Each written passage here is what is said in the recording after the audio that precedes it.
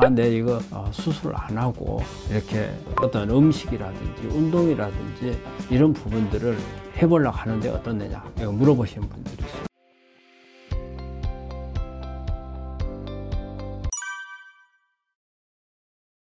공장에서 가공하는 건 아니지만 집에서 먹기 좋게 이렇게 만들고 한꺼번에 많은 양을 필요로 하지만 먹지를 못하잖아요. 그럴 때는 많은 양을 먹는 효과를 내기 위해서 이렇게 약간 가공이라기보다는 어떤 뭔가가 좀 약간 조작을 하는 이런 부분들은 뭐 도움이 될 수 있다고 생각을 해요. 이제 그런 방법들 중에 보면 뭐 주스로 만들어져서 먹을 수 있는 방법, 그 자체를 갈아서 먹는데 이 전체를 먹을 수가 있는 거예요. 우리가 이제 특히 이제 녹즙 같은 경우는 농축을 하고 수분을 빼버리는 거잖아요.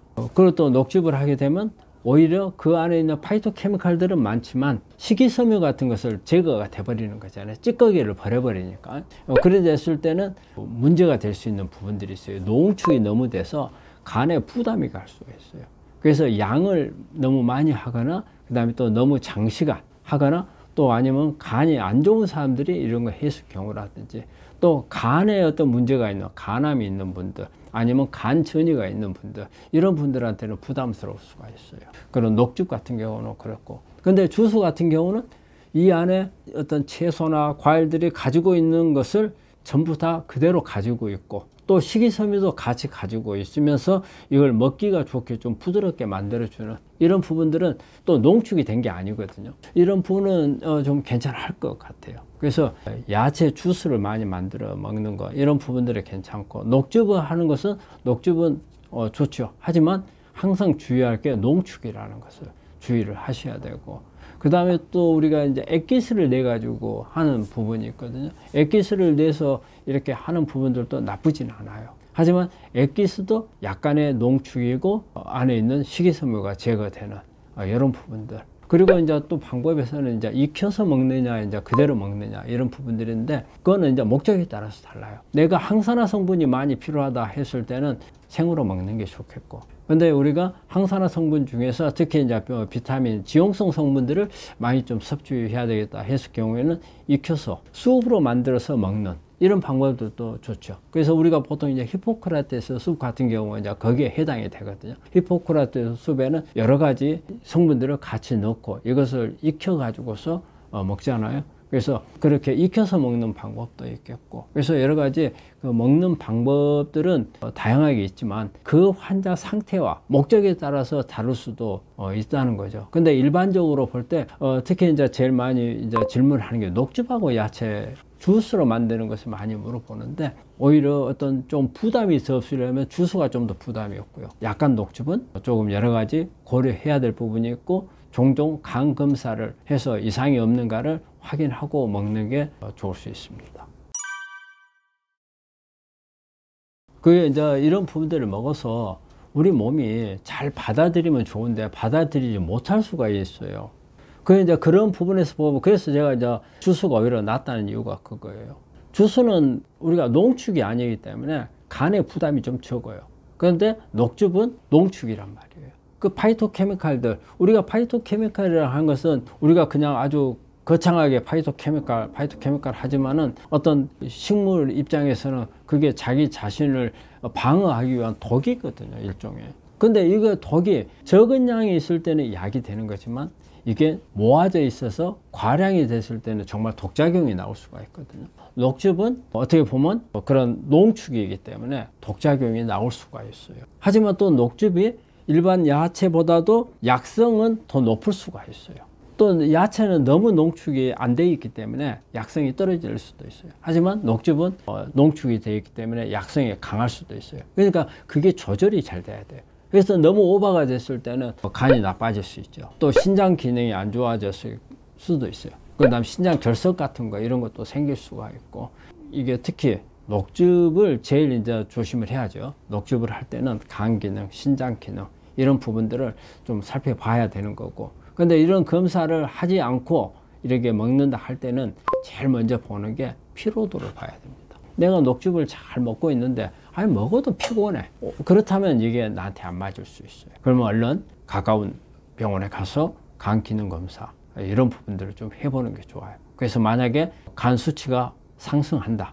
이럴 때는 중단해야 됩니다. 아니면 횟수를 늘리던가 간격을 늘리던가 아니면 농축한 농도를 낮추던가 그런 부분들이 필요해요. 그래서 무조건 우리가 이런 부분들을 먹으면 다 좋다는 아니에요. 어떻게 가공을 하느냐에 따라서 내가 주의해야 될 부분이 있고 또 그냥 평소 때 너무 주의하지 않고 편하게 먹을 수도 있는 부분들이 있으니까 그런 부분들 어떤 방법을 하느냐에 따라서 다르다는 거 염두에 두시고 그런 부분들을 준비해서 드시는 게 바람직할 겁니다.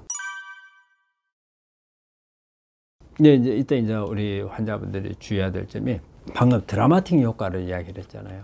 드라마틱한 효과를 보기 위한 목적으로는 사용을 하면 안 된다고 생각을 해요. 왜냐하면 녹즙이든 야채 주스든 간에 이 부분들은 약은 아니거든요. 그리고 일종의 이거는 음식이거든요. 그래서 우리 몸의 환경을 개선을 해주고 어떤 치료를 하는데 옆에 보조적인 부분은 역할이 돼서 장기적으로 볼 때 치료에 도움이 되는 거라고 보지 이것 자체가 들어가가지고 암을 억제해가지고 좋아졌다. 그렇게 생각을 하시면은 효과가 우리 기대만큼 그렇게 나오지는 않아요.